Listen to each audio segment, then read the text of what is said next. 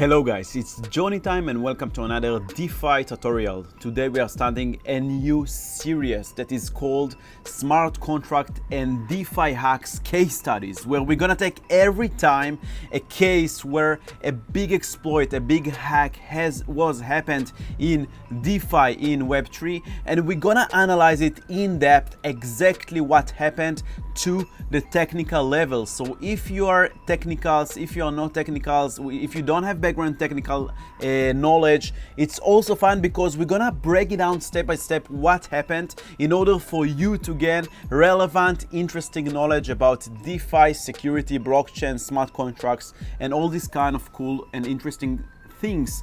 And if you want to get notified when I post the next episode in the series or any other tutorials about DeFi security, blockchain security, make sure to subscribe and turn on the bell notification button. And that's it. If you appreciate this guide, smash the like button. And now without further ado, let's get started.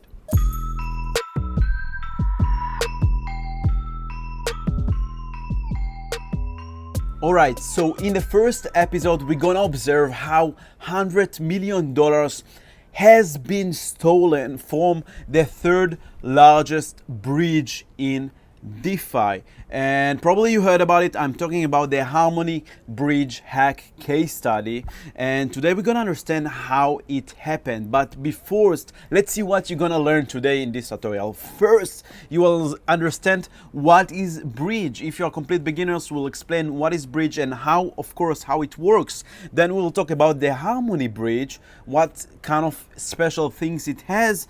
And then we'll learn how $100 million has been stolen, was stolen from the bridge, from the smart contracts, and we will see exactly what happened in all the timeline of the events. Then we will discuss a bit about the hacker identity, if there is any possibility to find what is the identity of the hacker, what I think the identity was, and what other people in the community think. And of course we'll talk about what this hack means to DeFi in the bearish and bullish case. Now let's begin. So first of all, bridge is very important to understand what it is, because we live in cross-chain environment. Cross-chain environment means that we have multiple blockchains, a lot of data and asset and value we have in every particular blockchain, and we need solutions to transfer this value between different chains, to transfer data, to validate data between different blockchains. And that's why we have bridges. Bridges help us to transfer data between one blockchain to another, as well as values, as well as data, messages, and proofs that one event happened and occurred on one chain, so we are able to know that it and verify that it happened on another chain. But the main use case study for bridges is basically transferring value in form of coins and tokens between different blockchains. It could be from Bitcoin to Ethereum to Binance Smart Chain to Cosmos, etc. These are bridges, and we have two types of main bridges. We have custodial, which means are centralized bridges that are managed by centralized entity. There is no decentralized aspect of it, which means it's some kind of server with private keys that manages this bridge. Maybe one private key, two private keys, but there is no smart contracts involved. There is no decentralized app. It's only centralized custodial bridge. And a good example of this would be BitGo. WBTC is the wrapped Bitcoin token, and the way it works on Ethereum is by BitGo company that basically made a centralized bridge, and basically they lock Bitcoin on one side and they mint Bitcoin in the other side on Ethereum blockchain. And that's how it works. And then on the other side we have non-custodial decentralized bridge, and Wormhole Bridge is a very good example of it. And as well, the Harmony Horizon Bridge is also a decentralized, in a way, bridge. And the way these bridges work is basically they lock the assets on one chain. Let's say you want to transfer the assets from chain A to chain B. Then the bridge lock the asset in a smart contract on chain A.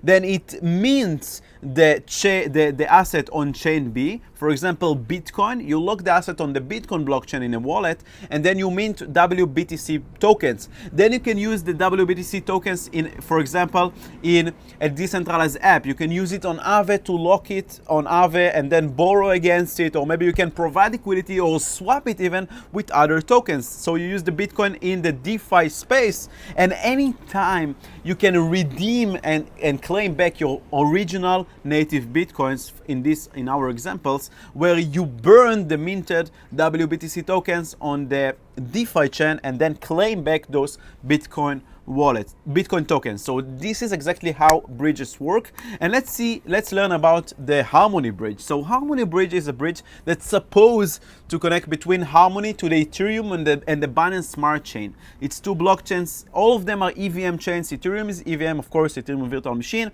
Harmony and BC are also EVM chains, blockchains. And Harmony bridge, the interesting thing about it is that it was audited by PackShield. So here you can see this is a print screen from the Harmony documents, the docs, and you can see here we present the security audit of the Harmony Ethereum Horizon bridge by PackShield. So the bridge was authorized, it was audited by a very legit known smart contract auditing company. So you might ask, how come the bridge was exploited if the smart contracts were audited and they were safe? And the answer is stolen private keys. The hackers were able to steal the private keys that was able, using those keys, to steal the funds. And again, it's the human is the weakest chain. The people are the weakest chain. The code was secure, but there were some kind of admin keys to manage this bridge, of course, and then the hackers were able to steal it. And we will understand in step by step how they did it, so no worries, stay with me. So in order to understand how the hackers stole the money, we need to understand how the Harmony bridge works. And the way it works is that we have a smart contract. This is, for example, the Ethereum network, and we have a smart contract that's called Harmony ERC20 bridge. This is the smart contract that is responsible to lock the tokens on the Ethereum blockchain, and then of course they will be minted on the Harmony side. And this is a honeypot for the attackers because this smart contract holds all the locked token, a lot of money, a lot of value. This Harmony ERC20 bridge smart contract is owned and controlled by another smart contract, which is a MultiSig wallet. So a MultiSig wallet is simply a wallet that it's a smart contract that implements a secure wallet that in order to execute transactions from this wallet or a smart contract, you need at least 2 out of 5 private keys, 5 signers. So instead of 1 signer to control this Harmony ERC20 bridge, they generated 5 different private keys. And in order to basically pass a transaction and execute a transaction, you need 2 out of these 5 signatures. And as you could guess, 2 of these signatures has been stolen and stolen by the attacker. Let's see how he did it. We don't know.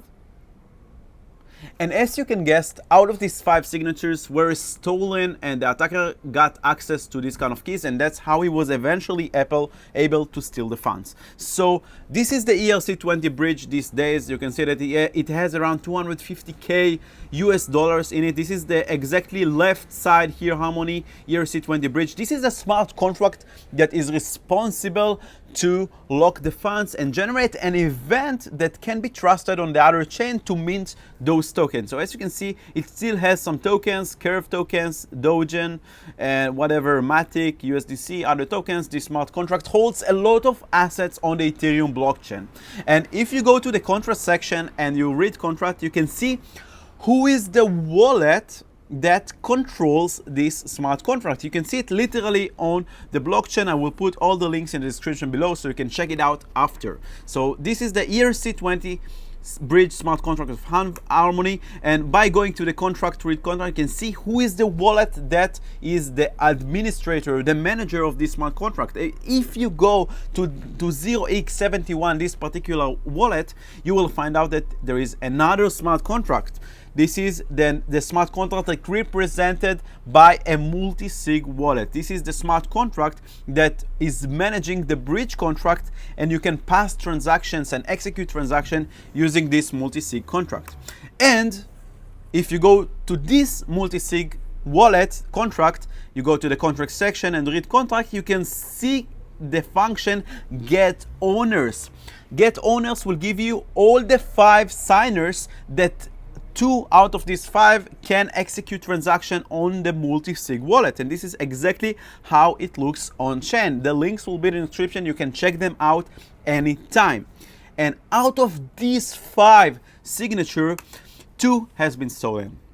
How these keys were stolen, it's still not confirmed, but we know that the attacker attempted spear-phishing attack, which we will explain in a moment, on the Harmony developers, on the Harmony team engineers, and he was able to probably hack some of the servers that are owned by Harmony team. And from these servers, of course, the keys needs to be there in order to execute transaction, the servers that are responsible for the bridge. So DeFi bridge, decentralized bridge, has been exploited by traditional cybersecurity hacks techniques. Okay, so it was spear phishing, hacking a centralized servers, stealing private keys, and then eventually stealing the bridge funds, which is very, very interesting. We see hackers from the traditional cybersecurity world are utilizing the fact that there are millions of dollars in the stake here, and they are utilizing the same attacks, the same techniques, same simple, obvious attacks, and not smart contract exploits in order to steal funds from these kind of DeFi applications. And it's a jackpot, because once you have 2 keys out of 5, you basically have control to all the funds that are locked in this kind of ERC20 bridge smart contract. And you guessed it right, you can see right here the transaction on chain 12 days ago. Horizon Harmony ERC20 bridge is sending wrap Bitcoin, USDT, $10 million of USDT, $41 million of USDC, around 600 Bitcoins, DAI stablecoin, BUSD. A lot of tokens has been stolen using those 2 stolen signature directly into those label wallet by Horizon Bridge exploiter. And we can actually understand, let's get dive into how he actually did it, and using those 2 signatures, how he was able to steal the tokens. So if we go here to this, like say this kind of first transaction, the 41 million USDC that has been stolen, you can click on the transaction hash and get into this the transaction, this 0x6E5, and that's exactly what we're gonna do. And then we can get in depth into the transaction. You can see here it's from the attacker to some kind of smart contract, the Harmony ERC MultiSig wallet, and then you can see that tokens has been transferred from the bridge to the attacker, $41 million. Now, if you look at the transaction details, you can open the details and see that the attacker called a function called confirm transaction, and it supplied a parameter, the transaction ID. The transaction ID is hexadecimal, and if you convert it to decimal, use the unsigned int values, you can see that it's 21107 transaction ID. So basically, the attacker prepared some transactions in advance, and then he executed them by running the function confirm transactions. And this is basically the MultiSig wallet, which means that the attacker, this 812, this is the same address of, if we are going back, 812, the stolen address that you can see over here. This is the one who confirmed the transaction. This is the key that was compromised, and then it was able to execute transaction that controls this kind of bridge smart contract.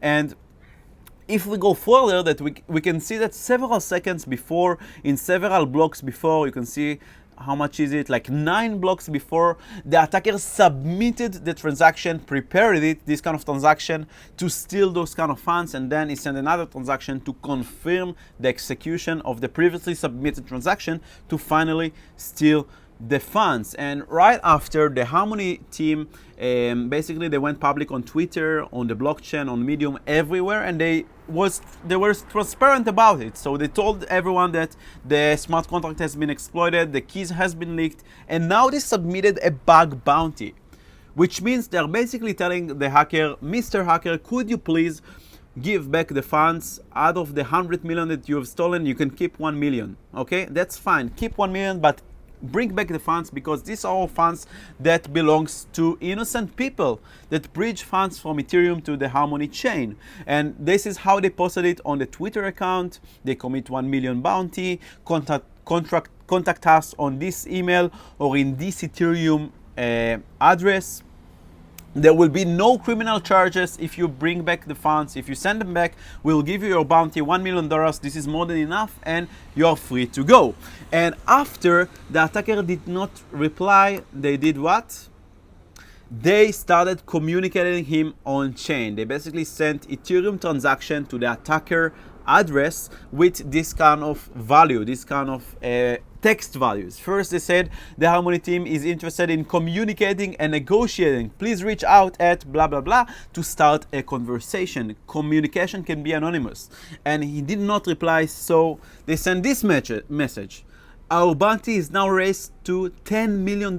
Just please bring back the money. Please send back the funds. We'll give you 10% of the stolen funds, which is $10 million. This is final opportunity, blah blah blah. Contact us, bring back the money, we'll give you $10 million. And what do you think? Did they bring back the money? And the answer is no. The hacker used Tornado Cash in order, it's a mixer to basically hide his tracks and basically make it impossible to detect. And he didn't bring back the money. He just stole this $100 million.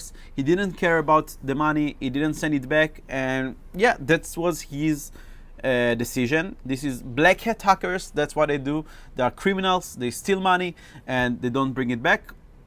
Of course, there is a lot of responsibility for the Harmony team here, and I don't know. I'm not a law enforcer, and I don't know what to say about it. This is super sad, but this exists, and that's why DeFi and crypto needs more engineers, more security professionals, and more people that will make this ecosystem safer. Now, if we basically go forward and we ask ourselves some very interesting question, we want to understand what is the identity of the attackers. So we don't know yet, but there are assumptions, because this way of spear-phishing attack, how the attacker operated, they basically tricked the Harmony team to steal from them access to the servers and steal the private keys. So there are some researchers that connect this kind of behavior to a hacking team from North Korea that's called Lazarus Group, which are suspected to be the same team behind the Ronin hack, the Ronin chain hack, the Axie Infinity huge hack of I think around $500 million, which was a lot. But we still cannot confirm it 100%. This is just assumption, and we also don't know how the private keys were compromised. We have some proofs that we don't have proofs, but we have assumptions that it was stolen from Harmony servers that was responsible to execute the bridging transactions, but there is no 100% proof yet, and there is no official announcement from Harmony team that it's confirmed. But I want to say that you have to stay tuned, because in the upcoming episodes in this series we will explore another hacks like the Ronin Axie Infinity. We'll talk about Lazarus Group and about another super interesting use cases and case studies of DeFi exploits and DeFi hacks. Now, there are some food for thought. So if we look on the bearish sides, we can ask ourselves, are blockchains truly centralized? This is one of the biggest bridges, and $100 million have been stolen, and it's not stolen because of a security vulnerability in the smart contract. It's not that the contracts were flawed and the decentralization app was flawed, but it's because of the fact that private keys, the admin keys, were stolen. So we can ask ourselves if DeFi and blockchains are truly decentralized, yes or no. This is food for thought. And the bullish, if you look in the bullish hat, you can say, all right, the centralized signers, these are the ones that were compromised. So which means that DeFi is okay, DeFi is safe, smart contracts are safe, but we just need to make it more decentralized in order for it to be safe. So it's again the centralized entities, the private keys, the 2 out of 5 signatures has been stolen, and not DeFi itself, not the smart contracts and self. And still the people are the weak link. Social engineering attacks, spear phishing attacks, and direct attacks was the one that exploited here in this kind of heist, this kind of event. Another bully thing is that $100 million has been stolen, but still DeFi flourishes. Still there is a lot of money there, still hedge funds, and a lot of people are excited about DeFi. And there are a lot of other ecosystems that just keep going, you know, like blockchains, dApps, platforms, layer ones, layer twos. You know, the world is continuing, and we will move forward like empty Gox hack or any other hacks and exploits that happened in the past. And this is just food for thought for me to you guys. Let me know what you think in the comments below. Let's open a discussion in the comment section or in the Discord community. Feel free to join. And if you appreciate this video, if you learned something new, make sure to smash the like button and subscribe to the channel for future videos about DeFi and crypto, and of course about case studies of DeFi hacks. Thank you so much for learning and getting educated here with me, and I will see you in the next videos. Bye bye.